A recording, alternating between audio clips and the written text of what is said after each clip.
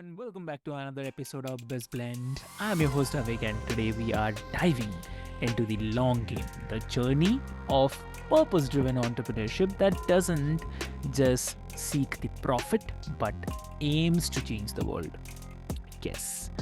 So, dear listeners, picture this: you have an idea, a doll, but not just any doll. It's a sports doll that encourages girls to be active, strong, and confident. Yes, sounds simple, right? But launching that idea means challenging an entire industry, breaking down the gender stereotypes, and even rewriting the rules of how we inspire the next generation, right? So, dear listeners, our guest today is a true barrier breaker, Jodi Bondi Norgaard. So, welcome to the show, Jodi. Oh, thanks for having me. I'm excited Lovely. to have this conversation. Amazing, amazing, Jodi, to have you here today. And before we delve deep into this amazing, amazing topic, I'll quickly love to introduce you to all the listeners. Dear listeners, Jodi, she is an entrepreneur, activist, TEDx speaker, and the author of More Than a Doll: How Creating a Sports Doll Turned into a Fight to End Gender Stereotypes. So, as the founder of Dream Big Toy Company and creator of the award winning Go Go Sports Girl dolls, Jodi's mission goes way beyond the toys. So she's fought institutional bias, partnered with the White House Gender Policy Council, and worked alongside the Geena Davis Institute on Gender in Media to push for equity, representation, and the social change. Yes, and this episode is a masterclass in grit, purpose, and the persistence, I would say, dear listeners. So, whether you are an entrepreneur or a change maker or simply someone who believes that stories and the products shape the world, then we have got something special for you. So I'll not take much of your time, dear listeners. Jodi, welcome to the show, and it's really, really an honor to have you here today. It's an honor for me as well.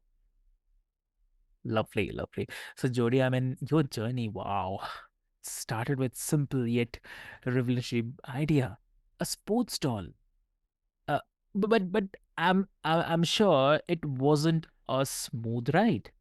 So if you can take us back to that moment when you decided to challenge the status quo of the toy industry.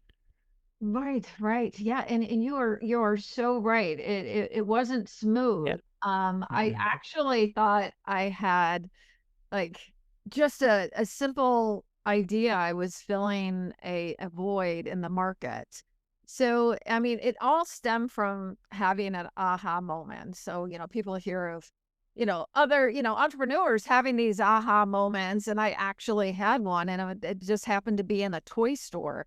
And I was with my daughter, and she was 9 at the time, and she had just gotten done playing soccer.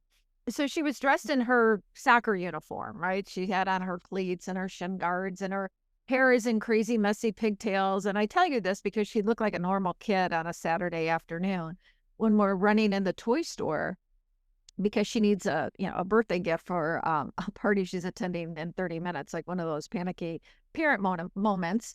And we're running up and down the aisles when a line of dolls just stopped me in my tracks. They had on short skirts, crop top, belly button ring, big hair, lots of makeup. And I look at, my normal looking daughter, and I pick up one of these dolls, and the name on the hang tag was Lovely Lola. And I thought at that moment, there wasn't one parent out there that wanted their daughter to look, act, or be called Lovely Lola. And so I started picking up the other dolls in the line, and it was like Sizzle and Sue, and Cute Candy, and Dazzle and Destiny. And I thought, what in the world are we marketing to girls? And at that age, between 6, 7, 8, and 9, I started to see this discrepancy of products marketed to girls and products marketed to boys. I started to see products marketed to girls associated with appearance and attractiveness, and products marketed to boys associated with violence and aggression. Now I have two boys, and at the time, and now certainly they weren't violent or aggressive, and I didn't want to encourage this. And my daughter was super smart, and I didn't want her to think, that all of a sudden she had to focus on her appearance. So I started to see how kids were pigeonholed, and some in the toy industry actually call it, a packaged childhood, because we do tend to push kids into these, boys into one direction and girls into another direction, how they're different and instead of their similarities.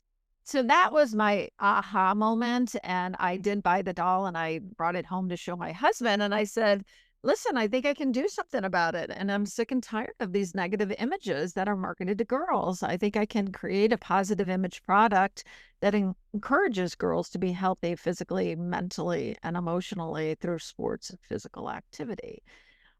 So just knowing that, the dolls out there weren't representing girls who they are right now, which was strong, smart, and adventurous. I found that there were 72 lines of fashion dolls on the market, and there were baby dolls and rag dolls, but nothing else.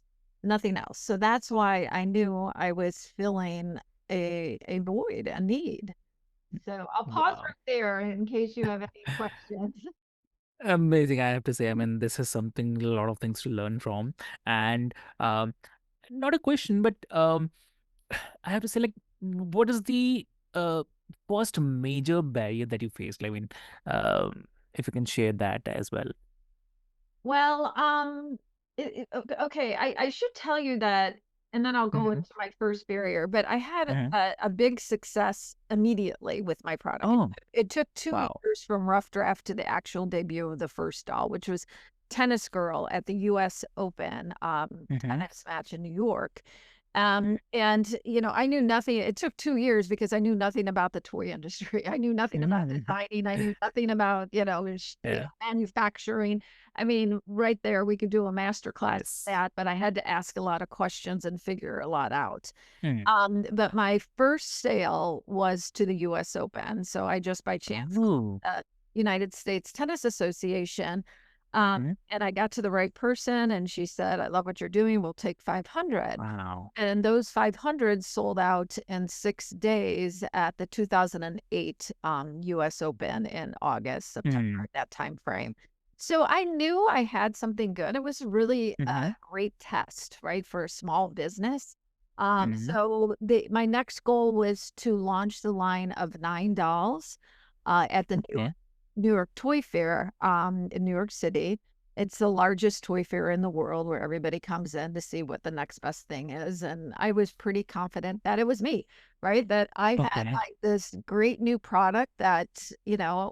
I- honestly, I did think like, wow, this was so easy, right? Like, why Mm. hadn't anyone thought about this before? And Yeah. so because there were no sports dolls on the market, only the Mhm. 72 lines of fashion dolls. So when I got to Toy Fair, Mhm. um, it was really interesting the comments I received from the toy buyers. I heard Correct. many tell me that, they loved my product and that, one gentleman told me that he loved Mm. his daughter would love Soccer Girl because she was so into soccer. And I said, "Great, how many would you like to buy?" And he said, "No, no, no, no. We're not gonna buy any because ultimately girls like fashion. Can you create a fashion doll?" I'm like, "Oh my gosh, that's my point." As a mother of a daughter and as a woman, I'm positive girls like more than fashion. And if you only offer fashion Mm. dolls to buy to girls, yeah, that's all that's gonna sell because there's nothing else for them to buy. So I heard that over and over. Your product isn't mainstream. When it becomes Mm. mainstream, give us a call. And I just realized that mainstream ideas never create change, and I was creating Mm. change. So I hung in there. I hung in there for 5 long years. Let me tell you, it was tough. I mean, I Mhm. had sales to keep me going, but Yeah. seriously, if you were to look at my books and say, "Wow," you would say, "This is a horrible business model," Yeah. because I wasn't taking a salary, I just kept putting Mm. everything back into the business because I just knew girls deserved more. It was Mm. really and interesting. I did realize that I was in the social change business versus the toy business, because if I would have been in that industry just to be in the toy business and the toy industry, I would have conformed to what the buyers wanted, but I Mhm. didn't. I didn't. So I'll pause there. Like talking about questions. Oh, definitely. I really love that. Thank you so much for sharing this. It's so powerful, like how an idea can grow into a kind of movement when fueled by the purpose. So that's amazing, I would say. Yeah. Mhm.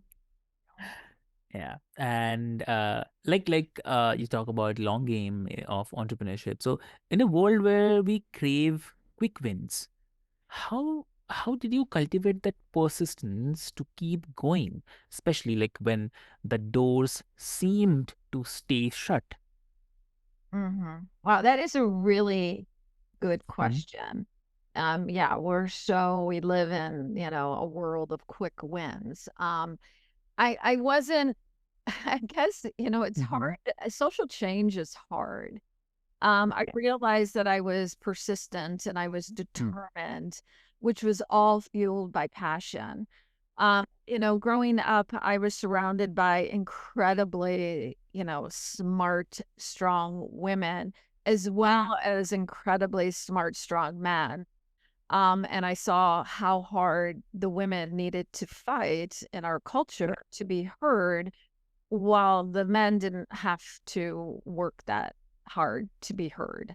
And it Mm. just didn't make sense to me. So, there were many situations as I look back at Mm. my entrepreneurial journey, and my life. There were so many situations that led up to that lovely Lola moment, aha moment. Mhm. I was just like, this is insane. If we to I've always believed that the Mm. table should reflect the society it represents. Yeah. So it should be equal representation. We would have greater balance if we did Mm. have equal representation at the table, whether it be, politically, business, social, True. uh, you know, family life, but we don't see that, and especially here in the States now, we are seeing Mm. rollbacks in that. So the fight has become even harder but more needed. So I'm keeping with my mission. So I guess that persistence is one that I don't believe that I'm right about everything, and I enjoy learning. I Mhm. enjoy hearing other opinions. But when Mm. it comes to equality, uh, it Mhm. shouldn't be that hard. It shouldn't be that difficult. Why is it a lot to ask Mm. for equality? Exactly. So it just doesn't make sense to me. So I continue to persevere, and I do Mm. believe that we need to look at the root of the problem. A lot of times we look at the problem when it starts to show, uh, you know, difficulty, Mm. issues. So in my view, that gender inequality doesn't start in our 20s or 30s. It starts the moment a child can hold a toy, a book, or watch a screen. So my book is a lot about looking at the root of the problem, instead of looking at where we are right now. So it's helping that next generation to be Mm. more equal, more equitable in their thinking and their beliefs. Wow. Amazing. Yes. So, was there ever a moment when you felt like giving up? And what pulled you back to your mission? Like, if you can share. Oh, another good question. Yeah, I felt like giving up Mhm. quite a few times, and as I look back, there were many. I Mhm. and realistically, I should have given up many times. I've been doing this Mhm. now almost 20 years, and I'm it's still hard. Mhm. It's a big uphill battle. Um, Mhm. but I realized there was a discrepancy that I was living through. Okay. And that was the toy buyers were saying no because they didn't want to take the chance on Mhm. something new and different. And then I was in all these publications, national media, and winning all these Mm. top awards in the toy industry. So that just didn't make Okay. sense to me. Like, for instance, the Today Show called me and Mm. said, "We want to do a feature on you." I was in the New York Times. I was in the Chicago Okay. Tribune. I mean, I was in all these national media outlets. I Mm. became very close with Gretchen Carlson and her female power panel. And she's done great things for the advancement of women in the United States. So I did. I saw these discrepancies, and asked by the Obama White House to participate Okay. in meetings on breaking down gender stereotypes in media and Mm. toys. So when you have this, you know, all these, emails and phone calls that are just coming in that are like, okay, this is kind of crazy. Not everybody gets a call from the Today Show wanting to do Mm-hmm. a feature, or getting an email from the White House. So I I felt that I had a pulse on what our culture wanted. That I Okay. had a vibe that parents wanted more for their girls too, but the boy buyers were my gatekeepers. Yep. So Got it. I did persevere. I did tell you that it was for 5 Mm-hmm. years, and if you'd like, there Wow. was, one moment that I can tell you about that I was about ready to throw in the towel, uh, OMG.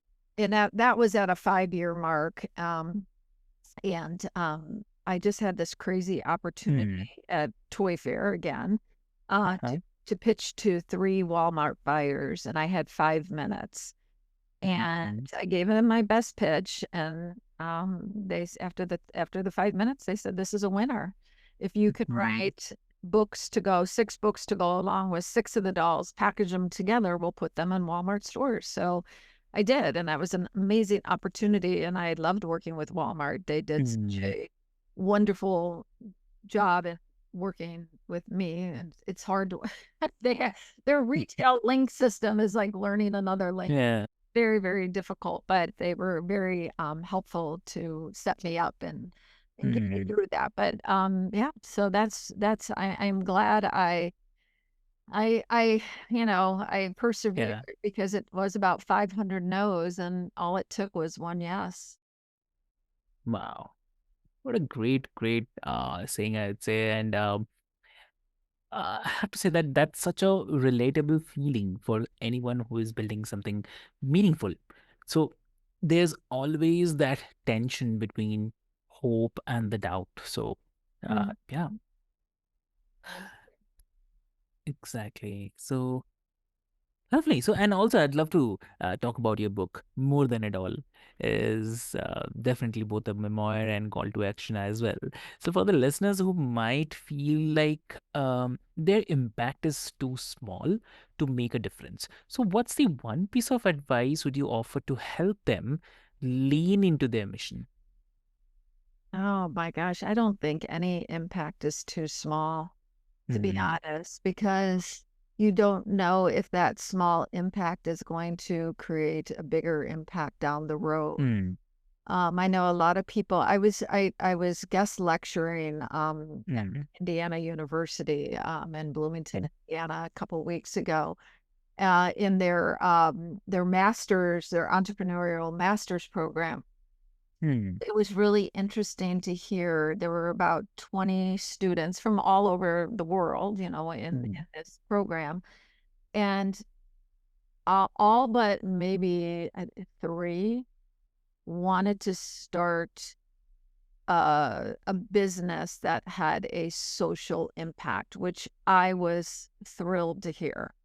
I think a lot of people realize that there mm, are so many, areas that need help and assistance, and they want to make a difference. yeah, I think that's a great human quality, and I think there is something that will build in the next couple decades, at least I hope, mm, that there will be more of a socially responsible, uh, mm, entrepreneurial business model that okay, will come together. The United right, States is built on capitalism, so it's about how can mhm, we make more money? How can we make more money? And I don't think that's always fulfilling, and maybe for some, Yeah. but it may not be for a lot of people. So I do believe that there's going to be this intersect of entrepreneurialism and social impact, and we're going to see more of that. So I think my book gives a blueprint for that. Uh, Mhm. and it also gives a blueprint for creating change. I worked very hard on it, had multiple editors. You know, it's very hard to write a good book. Yeah. You just don't. It doesn't take 2 weeks, right? It takes 4 years. So, yeah, it's business. It's also, like you said, a memoir, but Mhm. it's not about me. It's about a message. It's about a mission. It's about creating change. Hmm. Exactly. Wow. So, amazing. And also, like, this might sound contradictory, but it's not actually. Some people argue that business and activism shouldn't mix, that it, I mean, alienates customers or um, complicates the growth. So, how do you respond to that who believe that staying neutral is the safe route or safe option? That's another good question because you don't want to, Hmm. um, mm, right now you don't want, as a business, you don't want to be political, right? But I do think that the majority, Hmm. I think you can do that without offending people. If that's Okay. if that's what, you're worried about. I think it's okay to be, green if that's what Hmm. your product mission is. That's going to attract certain people. And you're not going to please everyone.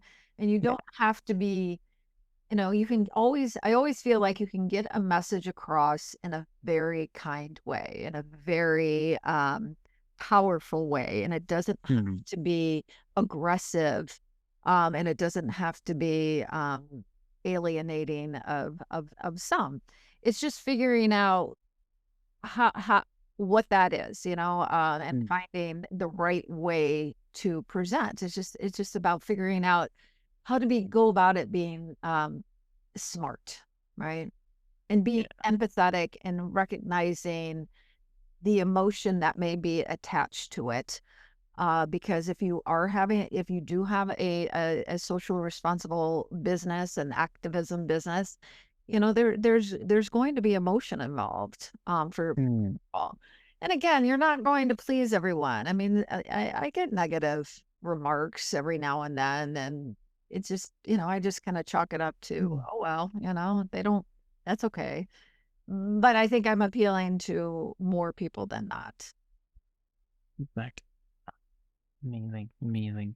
So, Jody, thank you so much for sharing your incredible journey with us and the highs, the hurdles, and the heart behind it all.